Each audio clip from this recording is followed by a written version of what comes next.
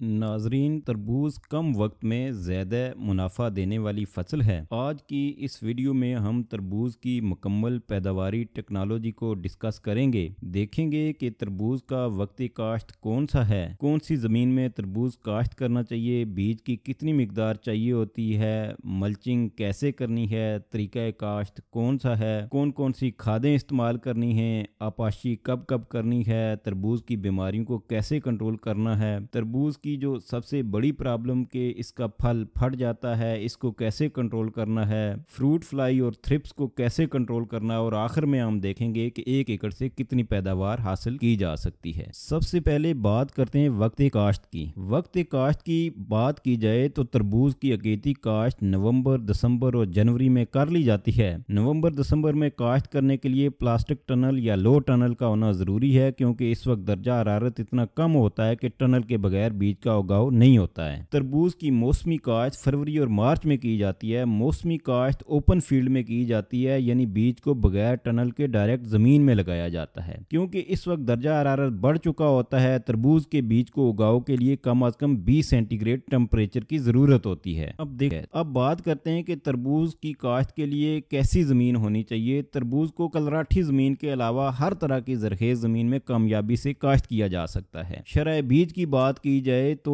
तरबूज का 300 से 350 ग्राम हाइब्रिड बीज 1 एकड़ के लिए इस्तेमाल होता है। अब सवाल ये पैदा होता है कि कौन सा बीज इस्तेमाल किया जाए जो ज्यादा पैदावार दे। आप कोई भी हाइब्रिड खरीद कर काश्त कर सकते हैं। कोशिश करें कि मोटे छिलके वाला बीज इस्तेमाल करें, क्योंकि मोटे छिलके वाला जो फल होता है वो ट्रांसपोर्टेशन के दौरान फटने से महफूज रहता है। देखें, अगर आप गोल शक्ल का तरबूज काश्त करना चाहते हैं तो फिर अंदामन एक अच्छा हाइब्रिड है। ये 80 से 85 दिन में पककर तैयार हो जाता है और इसका वजन 8 से 10 किलोग्राम तक होता है। अगर आप तोरी नुमा यानी गोल की बजाय लंबूतरी शक्ल का तरबूज काश्त करना चाहते हैं तो फिर एक हाइब्रिड वैरायटी है अपर्णा के नाम से, आप वो काश्त कर सकते हैं। ये 85 से 90 दिन में पककर तैयार हो जाती है। इसका वजन 10 से 12 किलोग्राम होता है। इसके अलावा आप एक वैरायटी है टाइगर के नाम से, वो भी काश्त कर सकते हैं। एक F1 हाइब्रिड है अगस्टा के नाम से, वो भी काश्त कर सकते हैं। जमीन की तैयारी की बात की जाए तो तरबूज के लिए सही नर्म और बुरबुरी जमीन की जरूरत होती है। इस मकसद के लिए पहले आप डिस्क ब्लो चलाएं, फिर रोटावेटर चलाएं और फिर हल चलाकर जमीन को सही नर्म और बुरबुरा कर लें। और जमीन खुश्क होने पर आप प्लांटर की मदद से 8 फुट के या 10 फुट के बेड्स बना लें। तरबूज के बीज को जमीन में लगाने से पहले आपने प्लास्टिक शीट की मल्चिंग करनी होती है। जब आप बेड्स या खेलियां प्लांटर की मदद से बना लें तो फिर आपने काले शापर की मदद से मल्चिंग करनी है। मल्चिंग से एक तो मॉइस्चर कंजर्व रहता है, दूसरा जड़ी बूटियां भी कंट्रोल होती हैं और तीसरा जमीन के टेम्परेचर को भी रेगुलेट करने में मदद मिलती है। मल्चिंग के लिए जो आपने शीट इस्तेमाल करनी है वो 2.5 फुट चौड़ी होनी चाहिए। तरीका काश्त की बात की जाए तो तरबूज को बेड्स के ऊपर काश्त किया जाता है। आप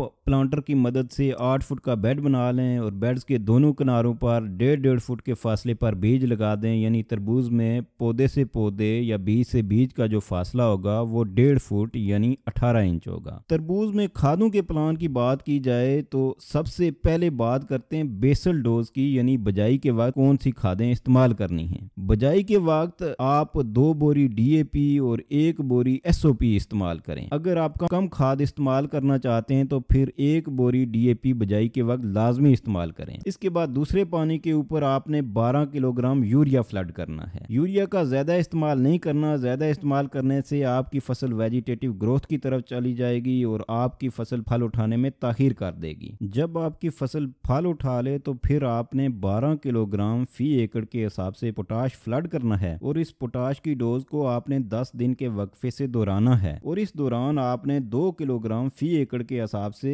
बोरान को फ्लड करना है और आपने जो ट्रेस एलिमेंट्स हैं वो भी फ्लड करने हैं, जैसा कि आप स्वात एग्रो का हेडलैंड मल्टी भी इस्तेमाल कर सकते हैं। यानी जब आपकी फसल फल उठा ले तो फिर आपने पोटाश, बोरान और ट्रेस एलिमेंट्स लाजमी इस्तेमाल करने। आपाशी के हवाले से बात की जाए तो आपने देखना है कि जब भी आपकी जमीन वतर की हालत में आ जाए तो आपने लाजमी आपाशी करनी है। तरबूज में आपने अंधाधुंध पानी नहीं देना और ना ही फसल को स्ट्रेस देने के लिए पानी रोकना है। खास तौर पर फल आने के बाद आपने पानी नहीं रोकना। जब भी आपकी जमीन वतर की हालत में हो फौरन आपाशी करनी है और जब फल पकने के करीब हो तो तब आप आपाशी के दौरानिया में थोड़ा वक्फा कर सकते सकते हैं। कीड़े मकोड़ों की बात की जाए तो तरबूज की फसल पर शुरू में ही तरबूज जैसे ही उगता है इस पर कटवर्म्स का हमला होता है। ऐसे लगता है कि जैसे तरबूज की फसल को कोई चीज काट कर खा रही है। इसके कंट्रोल के लिए आपने अमीडा क्लोपड या लैम्बडा का स्प्रे करना है। तरबूज की फसल पर फ्रूट फ्लाई का भी हमला होता है। इसको कंट्रोल करने के लिए आपने डिप्ट्रेक्स या डेनाडिम का इस्तेमाल करना है। और जैसे ही मौसम थोड़ा गर्म होता है तरबूज की फसल पर थ्रिप्स का हमला भी होता है। थ्रिप्स को कंट्रोल करने के लिए आपने असिटामेप्रिड या पायरेट का इस्तेमाल करना है। बीमारियों की बात की जाए तो तरबूज की फसल पर डाउनी मिल्ड्यू का हमला होता है। इसको कंट्रोल करने के लिए आपने जब आपकी फसल 3 से 4 पत्तों की स्टेज पर हो इंट्राकोल का हिफाजती स्प्रे करना है। इंट्राकोल बायर की एक फंजीसाइड है। ये स्प्रे आपने 15 दिन के बाद दोहराना है। इसके बाद अगला स्प्रे आपने